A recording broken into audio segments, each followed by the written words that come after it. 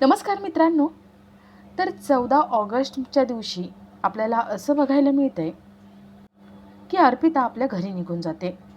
मल्लिका, अंशुमन रूममध्ये येतात. मल्लिका खूप टेन्शनमध्ये असते, स्ट्रेसमध्ये असते. अंशुमन तिच्या आवडीचा चेस बाहेर काढतो. मल्लिका फक्त त्या चेसकडे बघत असते. अंशुमन म्हणतो, मॉम, अगं काय झालंय? तू चेसकडे फक्त बघत काय बसली आहेस? अगं एरवी स्ट्रेसमध्ये असलीस की चेस खेळतेस ना? मल्लिका तो चेस उधळून लावते आणि म्हणते, नाही, त्या स्वानंदीने माझा सगळा डाव उधळून लावलाय. आता तिचं आयुष्य मी जोपर्यंत उधळत नाही तोपर्यंत मी गप्प बसणार नाही. मल्लिका खूप चिडलेली असते. मल्लिकाचा तो अवतार बघून अंशुमन घाबरतो. आता स्वानंदीने अंशुमन, अर्पिता यांना तर एक्सपोज केले, पण आता मल्लिकाला ती कसं एक्सपोज करते, समोर मल्लिकाचा खरा चेहरा कसा आणते ते बघणंही तेवढंच इंटरेस्टिंग असेल. तर ह्या सगळ्याची सुरुवात अशी होतीये की समर अर्पिताला सगळ्यांसाठी चहा बनवायला सांगतो. समर मुद्दामच अर्पिताला दाखवून देण्याचा प्रयत्न करतो की आत्तापासून तुला घरातली सगळी कामं करायची, तुझ्या सासरी जायचं, नीट राहायचं. अर्पिताला समरच्या वागण्यातून सगळं कळलेलं असतं, सगळं दिसत असतं. अर्पिता सगळ्यांसाठी चहा बनवते आणि आणून देते. अर्पिताच्या सासरच्यांना सगळ्यांना चहा आवडतो. मल्लिका म्हणते, माझी मुलगी वाईट नाही हो, पण काय ना, माझ्या मुलीला जरा समजून घ्या. अर्पिता वाईट नाही आहे, पण ती तापट आहे. तुम्ही समजून नाही घेणार तर कोण घेणार? सासरचे म्हणतात, तुम्ही अजिबात काळजी करू नका. आजी मल्लिकाला गप्प बसायला सांगतात. मल्लिका रडून अर्पिताची काही चूक नाही दाखवण्याचा प्रयत्न करणार असते. आजी मल्लिकाला गप्प बसायला सांगतात आणि स्टाफला बाळाला घेऊन यायला सांगतात, अर्पिताची बॅग घेऊन यायला सांगतात. अर्पिताला रूममध्ये सुद्धा जाऊ देत नाही, मल्लिकाशी बोलू देत नाही. समर अर्पिताच्या सासरच्यांना सांगतो की आता तुम्ही निघू शकता आणि अर्पिता सुखाने संसार कर. अर्पिता तंतनं तिथून पुढे निघून जाते. समरला समजतं की या अर्पिताला कितीही आपण समजावलं तरीही समजणार नाही, ही वागायचं तेच वागणार. समरला वाईट वाटलेलं असतं. तर इथे अधिरा भिशीच्या बायकांसाठी नाश्ता बनवत असते. मंदाकिनी तिथे येते आणि अर्पिताला तिच्या नवऱ्याने का सोडले, अर्पिता तिच्या घरच्यांना, तिच्या सासरच्यांना किती त्रास देते हे त्या भिशीच्या बायकांसमोर सांगते. त्या सगळ्या बायका अधिराच्या माहेरच्यांना नावं ठेवायला लागतात. अधिरा त्या सगळ्यांना समज देते आणि त्या सगळ्यांना म्हणते, माझ्या माहेरच्यांना अजिबात नावं ठेवायची नाही. तुम्ही ज्या कामासाठी आलात ना ते करा आणि निघा. अधिरा सगळ्या बायकांना खूप बोलली म्हणून मंदाकिनी अधिराला त्या बायकांची माफी मागायला सांगते. पण अधिरा काही त्या बायकांची माफी मागत नाही. त्या बायका अधिराला, राजवाडे फॅमिलीला नावं ठेवतात. अधिरा त्या सगळ्यांना हाकलून लावते. त्या सगळ्या बायका तिथून निघून जातात. मंदाकिनी त्या सगळ्यांना थांबवण्याचा प्रयत्न करते, पण त्या काही थांबत नाही. मंदाकिनी खूप चिडते आणि या सगळ्याचा दोष पुन्हा अधिराला द्यायला लागते. बाबा मंदाकिनीला गप्प बसायला सांगतात. सोसायटीतल्या बायकांसमोर जे काही झालं त्या सगळ्याला दोषी फक्त मंदाकिनी आहे असं सांगतात. मंदाकिनी अधिराला वॉर्निंग देते आणि म्हणते, हे बघ, तुझी बहीण जसं वागली ना सासरी, तसंच जर माझ्यासोबत तू वागण्याचा प्रयत्न केलास तर गाठ माझ्याशी आहे. मी अजिबात खपवून घेणार नाही. मंदाकिनी आत निघून जाते. अधिराला कळत नाही की मंदाकिनी असं चुकीचं का वागते, आपल्याला सारखं कंट्रोलमध्ये ठेवण्याचा प्रयत्न का करते.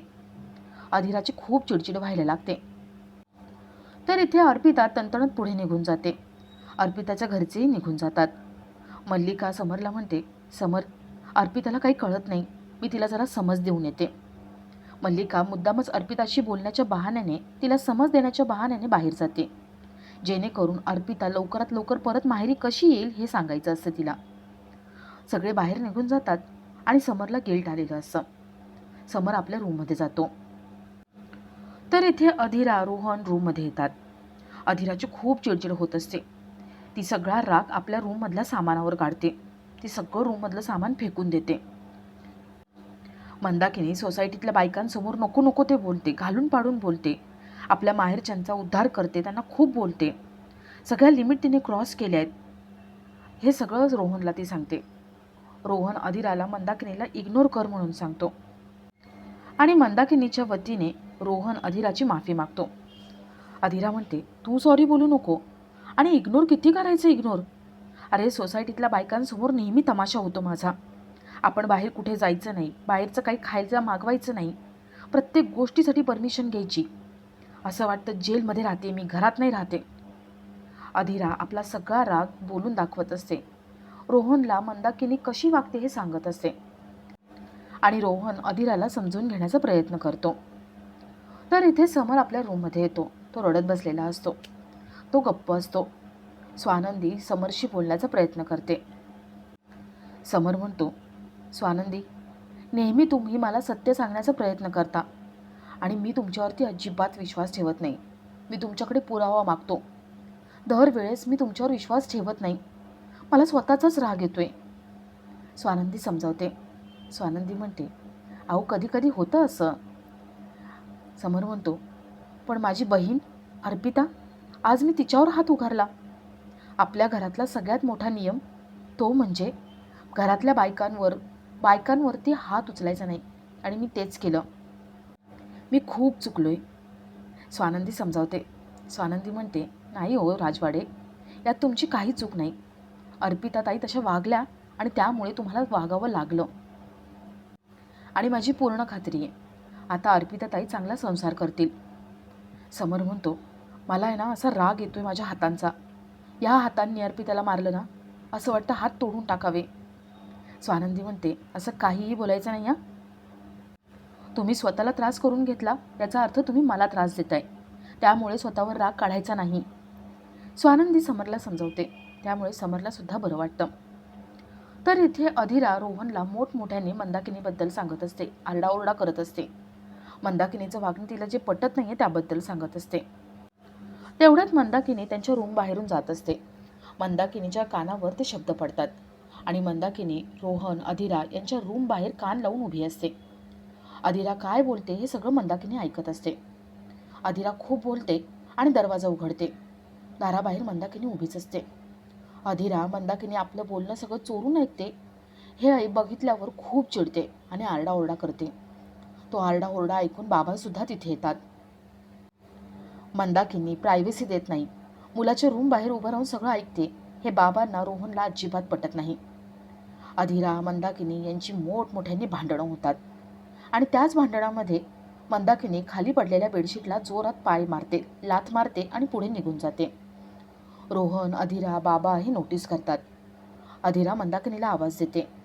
मंदाकिनी धावत अधीराकडे येते आणि विचारते, काय आता का बोलवलंयस? अधीरा म्हणते, आई, तुमचा तर पाय दुखत होता ना, आणि आता तुम्ही नीट चालताय? मंदाकिनीचं पितळ उघडं पडतं आणि ती नाटक करायला लागते. अधीरा म्हणते, खरं वागत जा जरा, आणि फॅमिली आहात ना तर फॅमिलीसारखं वागा. तुमच्यामुळे घरात राहण्याची इच्छा मरते. मंदाकिनी म्हणते, मला अक्कल शिकवू नको. त्या दोघींची पुन्हा मोठमोठ्याने भांडणं होतात. बाबा रोहन या भांडणाला एकदम वैतागलेले असतात. तर इथे समर स्वानंदीशी बोलतो आणि त्यामुळे त्याला बरं वाटतं. स्वानंदीने आणलेला काढा समर पितो आणि स्वानंदीला सॉरी म्हणतो. स्वानंदी विचारते, मला सॉरी का? समर म्हणतो, स्वानंदी, तुम्ही मला सारखं सांगत होतात, हे दरवेळेस होतं. दरवेळेस तुम्ही सत्य सांगण्याचा प्रयत्न करता आणि मी तुमच्यावर विश्वास ठेवत नाही, ऐकत नाही. पण आता नाही. मी तुम्हाला वचन देतो, यापुढे मी तुमच्यावर शंका घेणार नाही, प्रतिप्रश्न करणार नाही, तुमच्यावर विश्वास ठेवेल. समर पुढे स्वानंदीकडून एक वचन मागतो. स्वानंदी विचारते, कसलं वचन? समर म्हणतो, यापुढे तुम्ही काकूवर अविश्वास दाखवणार नाही, संशय दाखवणार नाही. अहो मला माहिती आहे अंशुमन अर्पिता मूर्ख आहेत, पण अधीरा आणि काकू, माझा त्या दोघींवर स्वतःपेक्षा सुद्धा जास्त विश्वास आहे आणि तो विश्वास कधीही तुटणार नाही. स्वानंदी म्हणते, ठीक आहे, मी नाही संशय घेणार. समर स्वानंदीला थँक्यू म्हणतो आणि खाली निघून जातो. स्वानंदीच्या डोक्यात असतं की अंशुमन अर्पिता यांचा खरा चेहरा तर आणला, आता काकूचा खरा चेहरा समोर आणायला हवा. स्वानंदी विचार करत असते आणि आपला आजचा हा भाग इथेच संपतो.